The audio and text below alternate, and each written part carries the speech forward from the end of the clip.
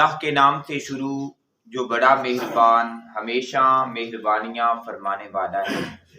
میرے اللہ نے حکم ارشاد فرمایا ہے، یا ایھا الناس، فرمایا اے لوگو، کلو کھاؤ، مما فی الارض، مما اس سے جو، فی الارض زمین میں ہے، حلالا طیبا، لیکن وہ کھاؤ جو حلال بھی ہو اور پاکیزہ بھی ہو۔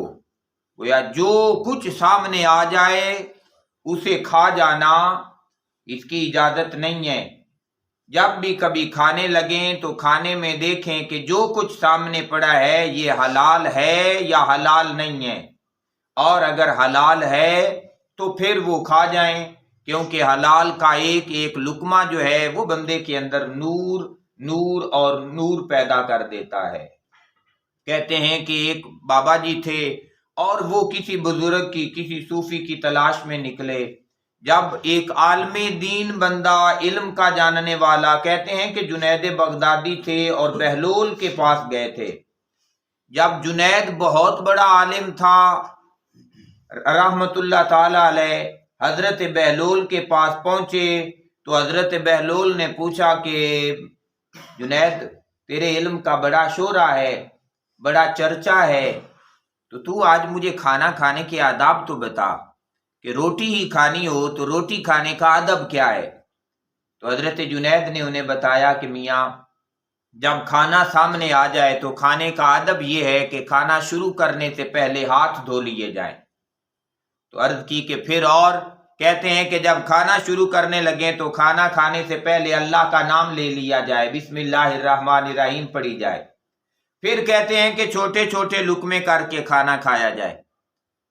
سیرت کی بعض کتابوں میں لکھا ہے کہ اللہ کے محبوب نبی صلی اللہ علیہ وآلہ وسلم ایک لقمے کو 40 مرتبہ تک چبایا کرتے تھے، اور آپ کبھی تجربہ کر کے دیکھ لیں کہ آپ ایک لقمہ منہ میں رکھیں اور انگلیوں پہ کاؤنٹ کریں، 40 مرتبہ اسے چبائیں، اور پھر دیکھیں کہ جو لقمہ منہ میں رکھا تھا اس میں سے کوئی شے بچتی ہے؟ کچھ بھی نہیں بچے گا، یعنی اتنا باریک کر کے تو وہ پھر بندے کا جو کھانا ہے وہ بندے کے اندر جاتا ہے۔ لیکن آج جیسے ہم کھانا کھاتے ہیں، وہ سارا کام جو دانتوں نے کرنا تھا نا، ہمارا دانتوں والا سارا کام بھی معدے کو کرنا پڑتا ہے۔ تو جب وہ دانتوں والا کام بھی معدے کو کرنا پڑتا ہے تو معدے کی بیماریاں کتنی زیادہ ہو گئی ہیں۔ اس کی بیسک اور بنیادی وجہ یہ ہے کہ ہم شاید جس انداز کے ساتھ چبا کے کھانا کھانے کا حکم دیا گیا وہ بھی نہیں۔ انہوں نے کہا کہ جی کھانا آہستہ آہستہ کھانا چاہیے، جب کھانا مکمل کر چکے ہیں تو پھر بندے کو الحمدللہ شریف پڑھنی چاہیے، پھر دوبارہ ہاتھ دھو لینے چاہیے۔ تو بہلول کیونکہ یہ جاننے والے لوگ ہوتے ہیں تو کہتے ہیں بڑا عالم بنا پھرتا ہے، تجھے تو کھانا کھانے کے آداب بھی نہیں آتے۔ تو جو جنید بغدادی کے ساتھ لوگ تھے نا، انہوں نے بڑا تعجب کیا کہ ہم پہلے ہی کہتے تھے کہ جی ان کے پاس جانے کی ضرورت ہی نہیں، کہ یہ تو دیکھیں کہ اتنے بڑے عالم ہیں اور آگے سے کیسی بات کر دی ہے۔ تو جنید بغدادی با ادب بندے تھے، انہوں نے کہا کہ میاں پھر آپ ہمیں بتا دیں کہ کھانا کھانے کا ادب کیا ہے۔ تو حضرت بہلول دانا نے فرمایا کھانے کا پہلا ادب یہ ہے کہ جو کھانا سامنے پڑا ہے وہ ہو حلال کا، اور اگر لقمہ حلال کا نہیں ہے، پھر اگر آپ سارے کام کر لیں، بسم اللہ بھی پڑھ لیں، ہاتھ بھی دھو لیں، چبا کے بھی کھا جائیں، تو فرمایا پھر بھی وہ حرام ہی رہے گا، پھر بھی وہ اندر کے دل کے اندر، بندے کے من کے اندر تاریکی ہی پیدا کرے گا۔ یہ تمام ادب آداب تب کام آتے ہیں کہ جب لقمہ جو سامنے پڑا ہوا ہے وہ حلال کا لقمہ ہے۔ تو میرے اللہ نے بھی ارشاد فرمایا، لوگوں جو کھانے لگے ہو تو یاد رکھنا تمہارا لقمہ ہمیشہ حلال کا لقمہ ہونا چاہیے۔ ساتھ ہی ارشاد فرمایا، وَلَا تَتَّبِعُوا، اور ہرگز پیروی نہ کرنا، خطوات الشیطان، شیطان کے قدموں کی، شیطان کے راستے پہ کسی صورت نہ چلنا۔ شیطان کا سب سے بڑا چکر ہی یہ ہے کہ وہ کوشش کرتا ہے کہ کسی نہ کسی صورت بندہ مومن کے من کے اندر لقمہ حرام کا چلا جائے، کیونکہ جب حرام کا لقمہ چلا جاتا ہے پھر نمازیں پڑھی جاتی ہیں، تاثیر ختم ہو جاتی ہے۔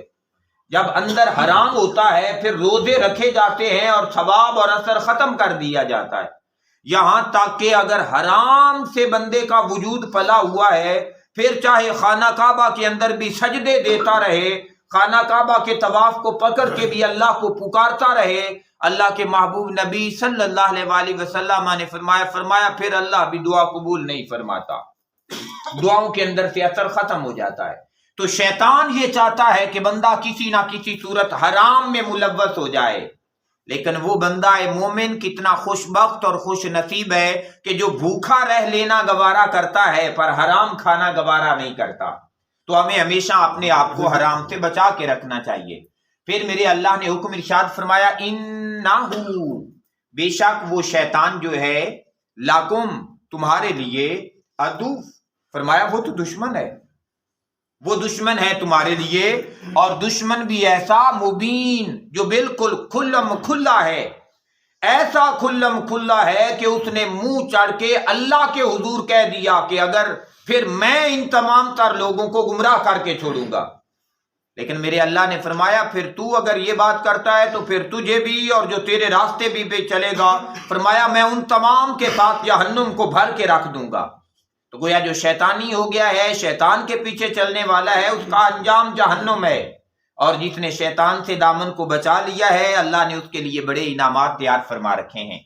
پھر ارشاد فرمایا میرے اللہ نے انما، بے شک، یامرکم، وہ تمہیں حکم دیتا ہے، بالسوء، برائی اور بے حیائی کا۔ اور آج جس دور سے ہم گزر رہے ہیں، آج کچھ کام ایسے ہیں کہ جو اللہ اور اس کے رسول صلی اللہ علیہ وآلہ وسلم کی مرضی کے خلاف ہیں، لیکن اگر ہم نوجوانوں کو روکیں تو شاید وہ سمجھتے ہیں کہ یہ ہمیں کسی بڑی نیکی سے روک رہے ہیں۔ اس انداز کے ساتھ برائیاں اور بے حیائیاں لوگوں کی طبیعت اور مزاج کے اندر گھر کر چکی ہوئی ہیں۔ لوگ ایسے بے حیا ہو چکے ہیں کہ اگر آپ انہیں روکیں تو وہ آپ کے ساتھ لڑنے کے لیے تیار ہو جاتے ہیں۔ اور یہ بے حیائیاں اور برائیاں کہاں سے آ رہی ہیں؟